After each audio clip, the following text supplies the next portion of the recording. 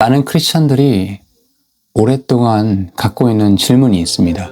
저 또한 이 질문 때문에 오랜 시간 동안 고통의 시간을 겪었었는데, 그 내용이 무엇이냐면, 우리가 예수님을 믿음으로 구원자로 받아들이고 그분을 구원자로 믿고 이제 죄 사함을 받고 해방이 되었어요. 근데 그럼에도 불구하고 왜 내 안에는 여전히 죄의 소욕이 남아있고 왜 반복적으로 나는 죄를 짓는 것인가? 이 질문이 저의 청년기, 청소년기와 청년기를 계속 괴롭게 했던 질문입니다. 여러분, 이것이 단순히 우리의 인간이 개인적으로 의지가 박약해서 그런 문제일까요? 절대 그렇지 않거든요. 이것은 신학적으로 봤을 때는 기독교의 구원론 그리고 인간론의 핵심을 관통하는 아주 거대하고 심오한 어쩌면 신학적인 난제이기도 합니다. 그러면 이러한 신학적인 문제를 해결하기 위해서 제가 이제 단계별로 좀 설명을 드릴게요. 오늘은 좀 신학적인 내용이기 때문에 좀 시간이 평상시보다 좀 오래 걸릴 것 같습니다. 인내심을 가지고 잘 따라와 주시길 부탁드립니다. 자, 이러한 질문을 하는 사람들의 이 혼란의 근본 원인은 뭐냐면은 구원의 즉각적인 효력, 그것은 우리가 칭의라고 부르거든요. 그것과 점진적인 과정인 성화, 이 두 개념이 혼재되어 있기 때문에 이런 고민을 하는 겁니다. 그러니까 죄에서의 해방이 무엇을 의미하는지를 우리가 정확하게 이해하기 위해서는 이 두 가지의 신학적인 개념을 잘 정립할 필요가 있습니다. 자, 그럼 칭의가 무엇이냐? 단회적이고 법적인 해방이다. 이렇게 압축해서 말씀드릴 수 있거든요. 칭의는, 다시 말해서 칭의는 죄인이 예수 그리스도를 믿을 때 하나님께서 그를 의롭다라고 선언해 주시는 단회적이고 법정적인 행위입니다. 로마서 5장 1절을 볼까요? 그러므로 우리가 믿음으로 의롭다고 인정받아 우리 주 예수 그리스도를 통해 하나님과의 화평을 누리는 도다라고 말씀이 기록하고 있습니다. 즉 로마서 5장 1절에 선언하고 있죠. 어떻게 인간이 의롭다고 인정을 받았다고요? 우리가 믿음으로, 즉 하나님을 믿는 그 믿음으로 말미암아 의롭다 하심을, 그리고 하나님과 화평을 누리게 된다라고 선언하고 있습니다. 이 단계에서 죄의 형벌과 죄책은 완전히 그리고 영원히 제거가 된 것입니다. 다시 말해서 칭의는 인간의 내면의 상태가 변화되었기 때문이 아니라 그리스도의 의가 우리에게 imputation, 전가가 되었기 때문에 주어지는 어떤 법적인 위치, 지위, 이런 것의 변화인 것입니다. 따라서 죄에서 우리가 해방되었다라고 고백을 할 때 이것은 법적으로 죄의 정죄로부터 완전히 해방이 되었다라는 것을 의미합니다. 하나님 앞에서 신벌은 더 이상 죄인이 아니라는 거예요. 완전한 의인이라는 겁니다. 감사하죠, 하나님께. 히브리서 반면에 성화는 우리 안에서 일어나는 실제적인 변화의 과정을 말해요. 즉 칭의가 우리의 인간의 외부에서 일어난 어떤 선언이라면 성화는 우리의 내부에서 일어나는 성령님의 역사인 것입니다. 자, 성화는 칭의와는 달리 인간의 일생을 걸쳐서 점진적으로 진행이 되는 것이고, 안타깝게도 이 땅에서 완전하게 이것을 이룰 수는 없습니다. 하나님께서 오셔야만이, 예수님께서 재림하셔야만이 완전한 성화를 이룰 수 있거든요. 그러니까 이미 온전하게 되었지만, 칭의 입은 존재들이지만 동시에 거룩해져 가고 있는 그 성화, 성도의 이중적인 현실을 정확하게 묘사해 주고 있는 겁니다. 자, 그러면 죄가 남아있는 이유가 뭐냐? 칭의가 취소되었기 때문이 아니라, 잘 들으십시오. 성화가 아직 완성되지 않았기 때문인 거죠. 그러니까 우리는 위치적으로, 지위적으로는 그리스도 안에서 완전하지만 상태적으로는 여전히 죄의 오염과 싸우고 있는 중입니다. 자, 이러한 인간의 실체를 요한복음 13장에서 예수님께서 제자들의 발을 씻겨주는 장면에도 잘 드러나 보이고 있습니다. 자, 이제 예수님께서 제자들의 발을 하나하나 씻겨주실 때 베드로가 이제 온몸을 씻겨달라고 요청을 하죠. 그럴 때 예수님께서 뭐라 말씀하십니까? 이미 목욕을 다 한 자는 발만 씻으면 된다라고 말씀하시죠. 왜? 그 사람은 이미 온몸이 깨끗하기 때문이다라고 요한복음 13장에 보면 말씀이 기록되어 있습니다. 자, 여기서 이 목욕이라는 것은 칭의, 중생을 상징해요. 그러니까 일생에 단 한 번 단회적인 사건이라는 거죠. 전인격적인 씻음이고 우리의 신분이 하나님 앞에서 완전히 변화된 사건을 가리키는 말이다. 그러니 이것은 취소가 되거나 반복될 필요가 없는 사건인 거죠. 그러나 우리는 여전히 죄악된 세상에 먼지가 가득한 길을 걸어가야 하기 때문에 발은 어때요? 계속해서 더러워지거든요. 발을 씻어야 한다고 해서 목욕을 다시 해야 되는 것은 아니라는 거죠. 성도의 죄 지음은 구원의 상실이 아닌 성화의 과정 속에서 씻어야 할 오염의 문제라는 겁니다. 자, 그러면 이 문제를 좀 신학적으로 로마서 6장, 7장, 8장을 통해서 좀 더 구체적으로 말씀을 드리도록 하겠습니다. 자, 로마서 6장을 가보세요. 자, 로마서 6장 2절에 이렇게 말씀하고 있습니다. 결코 그럴 수 없느니라. 죄를 향해 죽은 우리가 어찌 그 가운데 더 살겠느냐라고 말씀하고 있어요. 죄를 향해서 죽었다. 즉, 죄에 대하여 죽었다라는 이 표현, 즉 죄의 세력이 완전히 소멸되었다거나 성도가 죄에 대해서 전혀 반응하지 않는 시체가 되었다, 이런 의미일까요? 그런 말씀이 아니에요. 이것은 죄와의 법적인 관계가 단절되었다라는 것을 의미합니다. 과거에는 죄가 우리의 주인이었어요. 우리의 왕이었어요. 그러다 보니까 우리는 죄가 명령하면 그 명령을 거부할 힘이 없어요. 복종할 수밖에 없어요. 그래서 죄를 지었다라는 거예요. 이것이 죄의 지배권입니다. 그러나 그리스도와 연합함으로 침례받음으로 우리의 옛자는 십자가에서 다 처형이 됐습니다. 로마서 6장 6절에 말씀하고 있습니다. 우리는 이 사실을 아노라. 즉 우리의 옛사람이 그분과 함께 십자가에 못 박힌 것은 죄의 몸이 멸절되어 이제부터는 우리가 죄를 섬기지 아니하게 하려 함이니라고 땅땅땅 말씀하고 있다라는 겁니다. 또한 로마서 6장 14절도 같이 볼까요? 너희가 율법 아래 있지 아니하고 은혜 아래 있으므로 죄가 너희를 지배하지 못하리라. 여러분 이 말씀을 잘 보시기 바라요. 영어로 가서 보겠습니다. For sin shall not have dominion over you.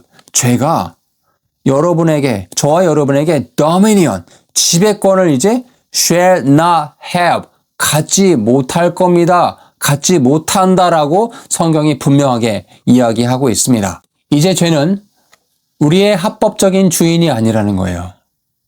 그러니 우리는 더 이상 죄를 지을 의무가 없습니다. 과거에는 죄를 짓지 않을 수 없는 상태였지만 이제는 죄를 짓지 않을 수 있는 능력을 부여받은 것입니다. 자, 그런데 이렇게 능력을 부여받았는데도 근데 현실을 보면 자꾸 죄를 짓는 우리 자신의 모습을 발견하게 되잖아요. 자, 그 부분에 대해서 로마서 7장의 이야기를 같이 보시겠습니다. 바울은 로마서 7장 14절부터 25절까지 처절한 내적인 갈등을 묘사해 주고 있습니다. 대표적인 말씀이 19절이죠.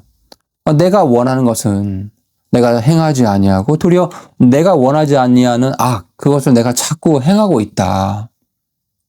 이 고백의 주체가 누구인가의 논쟁은 신학적으로 매우 중요하거든요.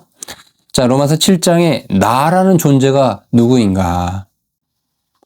첫 번째는 중생한 성도라고 보는 견해가 있습니다. 즉 역사적으로 여기서 이 구절에 등장하는 나를 회심 이전의 바울이나 율법 아래 있는 유대인을 보는 견해가 있었으나 복음주의 신학에서는 이것을 성숙한 그리스도인의 경험으로 해석을 합니다. 그 이유는 다음과 같습니다. 첫 번째, 속사람의 즐거움, 즉 22절에 가보면 내가 속사람을 따라 하나님의 법을 즐거워한다. 여기서 이제 내가라는 말이 등장하죠. 즉 성경 어디에도 중생하지 않는 자연인이 하나님의 거룩한 법을 마음 깊이 즐거워한다라고 설명하지 않습니다. 그렇죠? 또 로마서 8장 7절에도 말씀해 보면은 육신적인 생각은 하나님의 법에 복종하지 아니하며 참으로 복종할 수도 없으므로 하나님과 원수가 되는 것이니라 라고 말씀하고 있거든요. 즉 육신의 생각은 하나님과 원수가 되며 하나님의 법에 굴복할 수도 없다라고 말씀하고 있죠. 오직 이 얘기는 뭐예요? 거듭난 생명만이 하나님의 법을 사랑하고 그것을 즐거워한다라는 말씀이죠. 또한 죄를 짓고 나서 로마서 7장 24절에 이렇게 말씀하고 있죠. 오, 나는 비참한 사람이다. 이 사망의 몸에서 누가 나를 구출할 거냐 라고 이렇게 탄식을 하고 있거든요. 즉 죄를 미워하는 새로운 본성이 심겨졌기 때문에 이런 반응이 가능한 것이다. 불신자는 죄를 즐기거나 합리화할 뿐 영적인 공고함을 느끼며 거룩을 갈망하지는 않습니다. 많은 성도들이 죄를 짓고 죄로 인해서 괴로워하고 왜 나는 이런 상태냐, 왜 아직도 이렇게 변화되지 않느냐 이렇게 탄식하는 것 그 자체가 역설적으로는 그런 분들이 하나님의 생명을 가진 중생한 성도임을 입증하고 있는 것이다. 그렇죠? 여러분 죽은 시체가 통증을 못 느끼잖아요. 그런 것처럼 영적으로 죽은 자는 영적인 갈등도 없는 것이기 때문입니다. 즉 진정한 나는 뭐냐면 성령님으로 거듭난 자, 하나님의 법을 즐거워하고 선을 행하기를 원하는 자, 이것이 성도의 진짜 정체성이라는 거죠. 그런데 죄는 뭐냐? 여전히 육체 안에 기생하면서 거주하는 이질적인 세력을 가리키고 있다. 자, 그러면 육신이 뭔가? 자, 바울이 말하는 육신은 단순히 바디, 이 몸을 의미하는 것이 아닙니다. 하나님을 대적하고 자기 중심적으로 행하는 타락한 본성, fallen nature, 이것을 의미하는 거거든요. 자, 우리가 구원받을 때 우리의 영은 거듭이 났지만 우리의 육신, 타락한 성향이 저장된 습성과 본능의 체계, 이런 것들은 여전히 그런 것들은 아직 영화롭게 변화되지를 못했어요. 우리의 몸은 여전히 죄의 몸이며 사망의 몸이라는 거예요. 이 육신은 죄가 거주하는 요새이자 죄가 활동하는 무대라는 겁니다. 이 육신이 완전히 새로운 것으로 바뀌는 날은 주님이 다시 오셔서 우리의 몸을 영화롭게 부활시켜 주시는 그 날에 가능한 일이다라고 성경이 말씀하고 있습니다. 자, 로마서 7장의 탄식을 배웠는데 이어서 로마서 8장의 승리로 이어집니다. 우리의 모든 싸움의 기초는 로마서 8장 1절이에요. 같이 보시겠습니다. 그러므로 이제 그리스도 예수님 안에 있는 자들에게는 어떻다? 결코 정죄함이 없나니. 아멘. 그리스도 예수 안에 있는 자에게는 결코 정죄함이 없다. 즉 죄를 지을 때 마귀는 어떻게 합니까? 너는 가짜야, 너는 실패자야 라고 손가락질하고 정죄하거든요. 그러나 성령님은 No! 너는 내 자녀다. 다시 일어나거라 라고 격려해 주시는 분이라는 겁니다. 죄책감에 빠져서 뒹구는 것은 죄를 이기는 방법이 아니라는 거예요. 오히려 죄에게 더 힘을 실어주는 행동이 된다는 것뿐입니다. 승리는 나의 거룩함이 아니라 그리스도의 십자가가 내 죄보다 더 크다라는 그 사실을 온전히 믿는 데서 시작이 됩니다. 아멘. 로마서 8장 13절을 보시기 바랍니다. 너희가 육신을 따라 살면 죽을 것이나 성령을 통해 몸의 행실을 죽이면 어떻다? 살리라. 로마서 8장 13절은 구체적인 승리의 방법을 제시해주고 있습니다. 성령님을 통해 몸의 행실을 죽이면 산다. 주체가 누굽니까? 저와 여러분의 의지입니까? 아니죠. 성령님. 주체는 성령님이라는 거예요. 내 의지로 죄를 이기려고 하면은 로마서 7장의 실패에 계속 실패, 좌절감, 죄의 구렁텅이에 빠져서 헤어나지 못합니다. 그러나 우리를 의지하지 않고 성령의 능력을 의지할 때 우리는 승리할 수 있는 것입니다. 이 행동은 죽이는 거예요. 뭐 죄와 협상을 하거나 여러분 죄를 관리한다? 말이 안 되는 거예요. 단호하게 끊어내야 됩니다. 이것은 어쩌면 폭력적인 용어예요. 그러나 죄에 대해서는 자비가, 긍휼이 없어야 됩니다. 구체적인 실천 방법을 제안해 드릴게요. 첫 번째, 죄의 공급로를 차단하라. 육신을 위해서 정욕을 도모하지 말아야 됩니다. 죄를 짓게 만드는 환경, 인터넷, 어떤 관계들 물리적으로 차단하십시오. 죽이시기 바랍니다. 두 번째, 즉각적인 자백. 그럼에도 불구하고 정말 육신의 연약함으로 죄를 지었습니까? 지체 없이 하나님 앞에 자백하시기 바랍니다. 여러분, 죄를 숨길수록 그 죄가 더 강해지거든요. 마지막으로, 죄의 쾌락보다 주님으로 인한 더 큰 기쁨을 누리시기 바라요. 여러분, 죄를 지을 때 인간이 쾌락을 느껴요. 그런데 그 죄가 주는 쾌락보다 예수 그리스도가 주는 그 기쁨이 더 크다는 것을 맛볼 때, 그것을 맛보아 내가 알 때에 죄의 매력은 힘을 잃습니다. 사랑하는 여러분, 내 안에 왜 죄가 남아있는가? 나는 구원받은 자인데 왜 죄가 남아있는가라는 그 질문은 역설적이게도 우리에게 가장 희망적인 질문입니다. 왜요? 그 질문을 할 수 있다는 것은 우리의 영혼이 살아있으며 성령님께서 우리 안에 죄를 불편해하시고 계신다는 확실한 증거이기 때문입니다. 우리는 이미 구원받았으나 아직 영화로운 존재의 몸을 입지는 못했어요. 이 긴장 속에서 죄는 여전히 우리를 괴롭히는 잔존 세력으로 남아있어요. 그러나 기억하십시오. 그 죄는 이미 법적으로 사형 선고를 받은 것입니다. 그것은 더 이상 저와 여러분의 주인이 아닙니다. 하나님은 저와 여러분이 죄 없는 완전함을 보고 사랑하는 것이 아니라 그리스도 안에서 완전하다고 여겨주시며 넘어져도 다시 일어나 죄와 싸우려는 그 중심을 귀하게 보십니다. 아멘! 죄가 남아있다고 하여서 낙심하지 마십시오.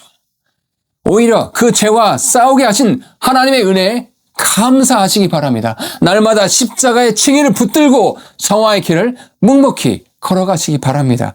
최후의 승리는 이미 우리 주 예수 그리스도 안에서 확정되어 있습니다. 누가 우리를 그리스도의 사랑 안에서 끊어놓을 수 있겠습니까? 이 모든 일에는 우리를 사랑하시는 이로 말미암아 우리가 넉넉히 이길 것입니다. 여러분, 이 말씀에 소망을 붙들고 살아가시면 좋겠습니다. 오늘 영상이 이 죄의 문제로 인해서 고민하고 고통받는 분들에게 영적인 유익함이 있기를 소망합니다. 오늘 영상이 도움되셨다면 구독과 좋아요를 함께 해주시고 다음 시간에도 또 유익한 말씀으로 여러분 찾아뵙도록 하겠습니다. 함께 해주셔서 감사드립니다.